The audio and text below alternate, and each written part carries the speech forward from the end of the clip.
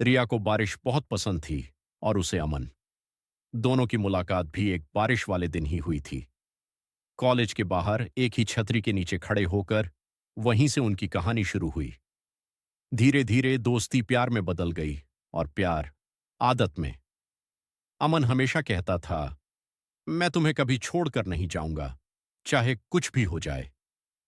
रिया हर बार मुस्कुरा देती, क्योंकि उसे अमन पर खुद से ज्यादा भरोसा था। एक दिन अमन को काम के सिलसिले में दूसरे शहर जाना पड़ा। जाते जाते उसने रिया से कहा, बस कुछ महीनों की बात है, फिर मैं वापस आ जाऊंगा। तुम्हारे बिना रहना मुश्किल है, लेकिन तुम्हारे लिए सब कर लूंगा। रिया ने हंसते हुए कहा, मैं यहीं रहूंगी, तुम्हारा इंतजार करती हुई। दिन बीतते गए, महीने भी। शुरू में रोज बातें होती थीं, फिर धीरे धीरे कॉल्स कम हो गईं, मैसेज छोटे हो गए, और फिर एक दिन सब कुछ बंद हो गया। रिया ने बहुत कोशिश की, फोन किया, मैसेज किया, लेकिन अमन का कोई जवाब नहीं आया। एक साल बीत गया। आज फिर बारिश हो रही थी। रिया उसी जगह खड़ी थी जहां उनकी पहली मुलाकात हुई थी। उसकी आंखों में आंसू थे, लेकिन इस बार इंतजार नहीं था। तभी उसका फोन बजा। अनजान नंबर था। रिया ने कांपते हाथों से फोन उठाया। उधर से आवाज आई, क्या आप रिया बोल रही हैं? जी, मैं सिटी हॉस्पिटल से बोल रहा हूं। अमन। रिया का दिल जोर से धड़कने लगा।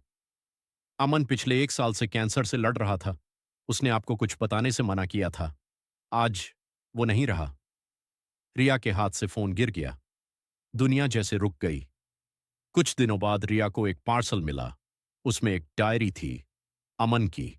उसके आखिरी पन्ने पर लिखा था, रिया, माफ करना, मैंने तुमसे झूठ बोला। मैं तुम्हें इसलिए दूर कर रहा था क्योंकि मैं नहीं चाहता था कि तुम मुझे ऐसे टूटते हुए देखो। मैं चाहता था तुम मुझे उसी मुस्कान के साथ याद रखो। मैंने वादा किया था कि मैं वापस आऊंगा, लेकिन शायद हर वादा पूरा नहीं होता। उस दिन रिया बहुत रोई, लेकिन उसे समझ आ गया, अमन उसे छोड़कर नहीं गया था। वो उसे बचाने की कोशिश कर रहा था। बारिश अब भी होती है, लेकिन रिया अब मुस्कुराती नहीं, क्योंकि कुछ लोग जिंदगी में आते हैं सिर्फ हमेशा के लिए याद बन जाने के लिए।